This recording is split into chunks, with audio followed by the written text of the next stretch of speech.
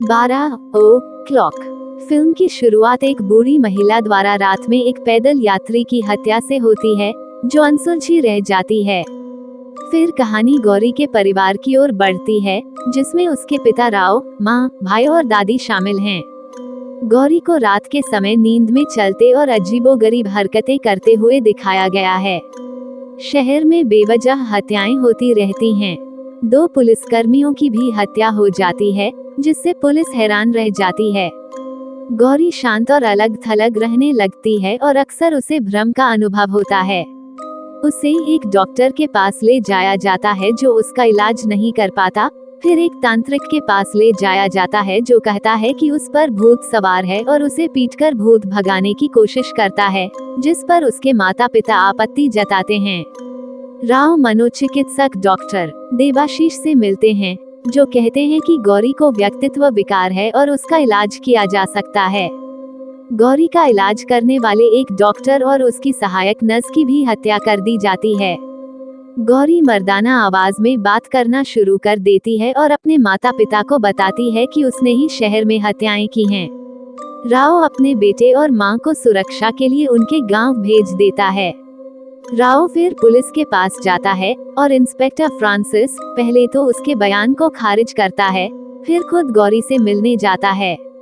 गौरी मर्दाना आवाज में बात करना जारी रखती है और यह पता चलता है कि उस पर बाबू नामक एक साइको किलर की आत्मा का साया है, जिसे 1 साल पहले पुलिस ने मुठभेड़ में मार गिराया था। जब गौरी कब्रिस्तान से गुजर रही थी, तो उसने उस पर कब्जा कर लिया था, जहां उसे दफनाया गया था।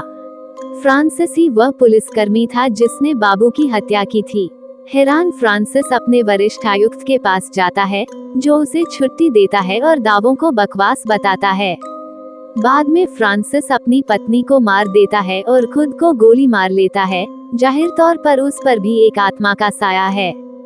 देवाशीष को गौरी से मिलने के लिए बुलाया जाता है, लेकिन जब बाबू अपनी मरती हुई मां की आवाज में उससे बात करता है, तो वह भी चौंक जाता है। कमिश्नर और देवाशीष बाबू से मिलते हैं और अब सच्चाई से इनकार नहीं कर पाते। बाबू कहता है कि वह गौरी के शरीर को कभी नहीं छोड़ेगा और शहर में उसकी ओर से अन्य हत्याएं करने वाली अन्य आत्माओं की मदद से हत्याएं करना जारी रखेगा। ओझा से फिर संपर्क किया जाता है और वह उन्हें बताता है कि प्रकाश के परे अंधकार है और शिक्षित लोग केवल प्रकाश ही देखते हैं, इससे पहले कि वह भी स्पष्ट रूप से एक आत्मा के कब्जे में आ जाता है और मारा जाता है। कोई विकल्प न होने और इस चिंता के कारण कि मीडिया कभी भी अलौकिक शक्तियों के दावों पर विश्वास नहीं करेगा, सभी लोग तय करते हैं कि गौरी को मारना चाहिए ताकि बाबू की आत्मा को खत्म किया जा सके, इससे पहले कि और हत्याएं हों। राव और उसकी पत्नी घर में घुसते हैं, बाबू का ध्यान भटकाते हैं और गौरी को जला देते हैं। देवाशीष और कमिश्नर देखते रहते हैं। फिल्म का अंत देवाशीष द्वारा अपनी बेटी को लिखे पत्र से होता है, जिसमें वह इस असाधारण घटना का वर्णन करते हुए कहता है कि हर चीज में तर्कसंगत सोच से कहीं अधिक कुछ होता है और अलौकिकता वास्तव में मौजूद होती है। यदि ये कहानी आपको पसंद आई हो तो अपने दोस्तों और अन्य लोगों के साथ शेयर जरूर करिएगा।